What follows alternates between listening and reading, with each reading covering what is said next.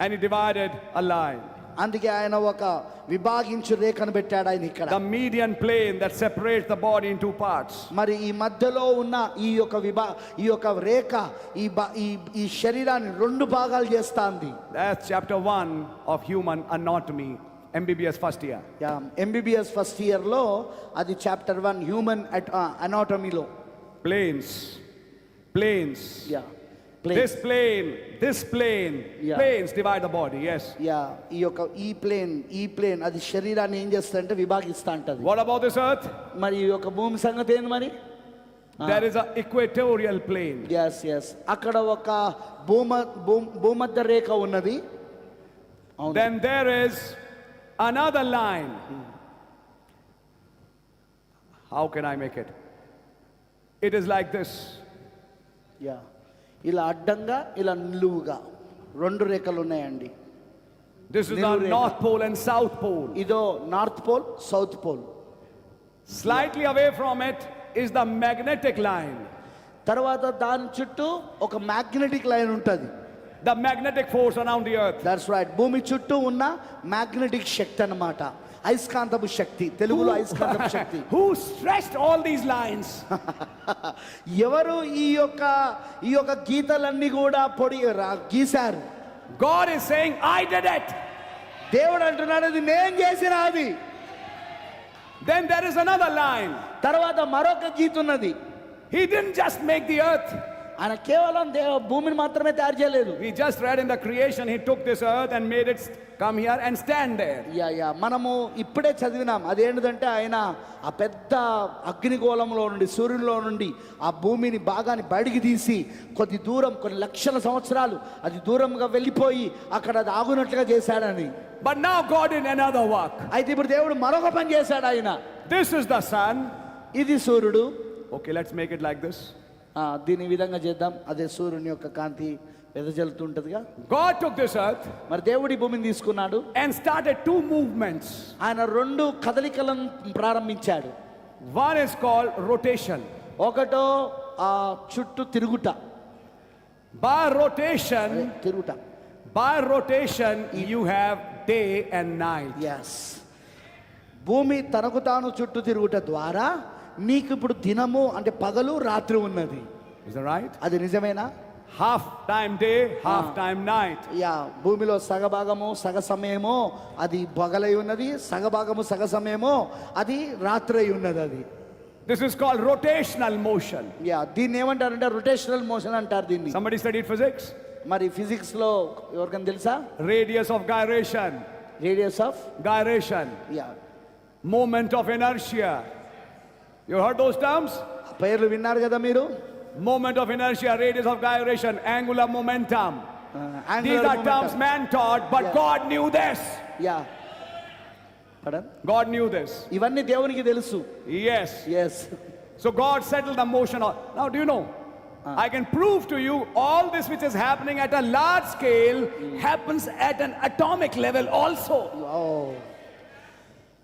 ఇప్పుడు ఏదైతే చాలా పెద్ద భాగంలో ఇది జరుగుతున్నదో అంటే మొత్తం విశ్వవ్యాప్తంగా ఏదైతే ఇక్కడ జరుగుతున్నదో అది దేవుడు దానిని ఒక చిన్న పరిమాణం యొక్క దశలో కూడా చేశాడు. ఆయన దాన్ని చేసింది దీన్ని చేశాడు. ఆయన His principles don't change. ఆయన యొక్క సూత్రాలు ఎన్నడూ మారవు.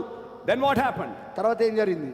This is called Earth's rotation. ఇదేంటిదంటే భూమి చుట్టూ తిరుగుట. Then there's another movement. తర్వాత మరొక కదలిక వచ్చింది. Revolution. అదే రెవల్యూషన్ అంటే సూర్యుని చుట్టూ తిరుగుట. It is a circle, almost a circular motion, but it's actually an ellipse. It's an ellipse.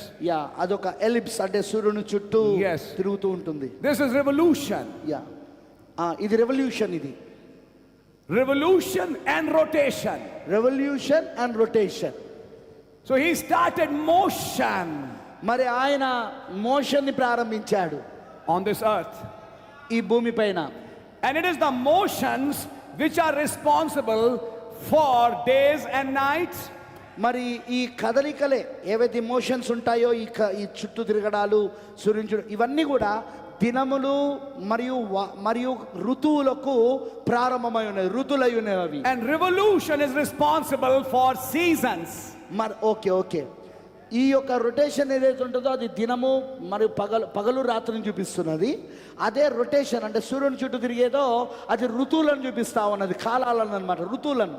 Now listen carefully. ఇప్పుడు జాగ్రత్త వినండి. I'm coming back to Job. నేను ఇప్పుడు యోబు దగ్గరికి వెళ్తాను తిరిగి. We are reading now Job 38. యోబు 38వ అధ్యాయం ఇప్పుడు మనం చదువుతాము. Verse 5. 5వ వచనం. Who hath laid the measures thereof, if thou knowest? నీకు తెలిసిన ఎడల దానికి పరిమాణమును నియమించిన వాడు ఎవడో చెప్పుము. Or who hath stretched the line upon it? మరి దాని మీద పరిమాణపు కొల వేసిన వాడు ఎవడో చెప్పుము. What do you mean by the stretching of line? మరి ఆ పరిమాణపు కొల వేయడం అంటే దాని ఒక అర్థం ఏంటి?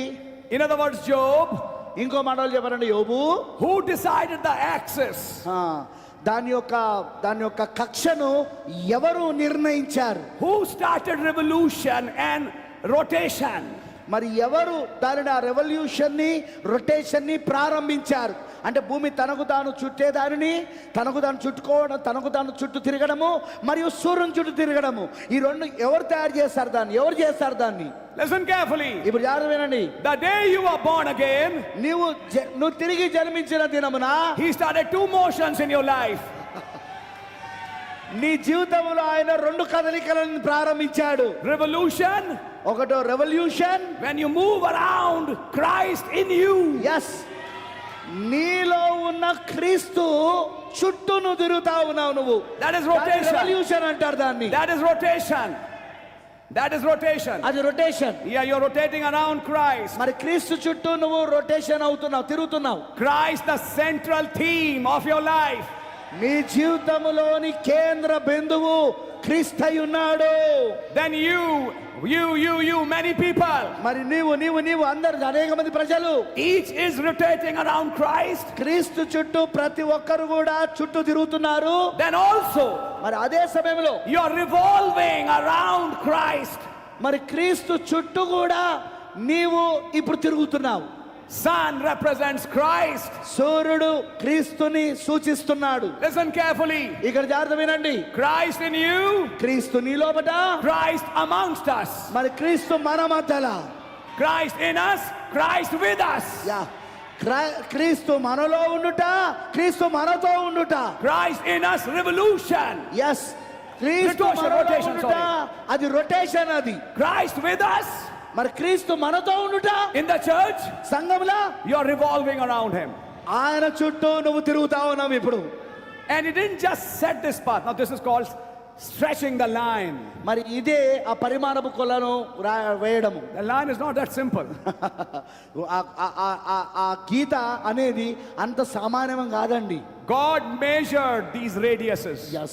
ఎస్, దేవుడు దాని మధ్యస్థ రేఖలను కూడా ఆయన కొలత చేశాడు, రేడియస్ ని ప్రతిదీ కూడా. For any body to move in a circular motion, you need a centripetal force. Centripetal force.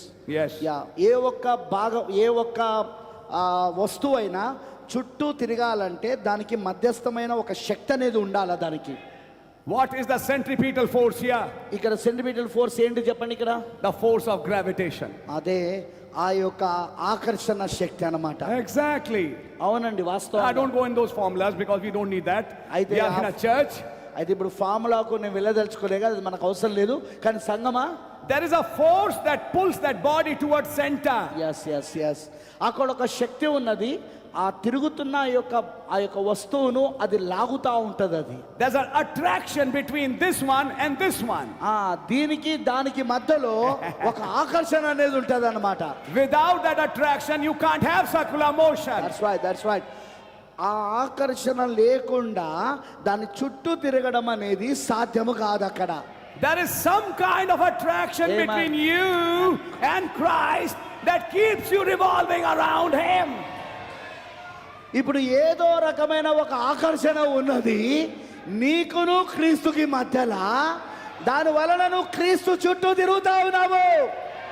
Summer or winter or any season, you're revolving around him. Yeah, అది ఎండాకాలమైనా కావచ్చు, అది చలికాలమైనా కావచ్చు, లేక ఏ కాలమైనా కావచ్చు, ఆయన చుట్టూ తిరుగుతా ఉన్నావు నువ్వు. Now listen to this carefully. ఇప్పుడు జాగ్రత్తగా దీన్ని వినండి. In the beginning, God set every body in its motion.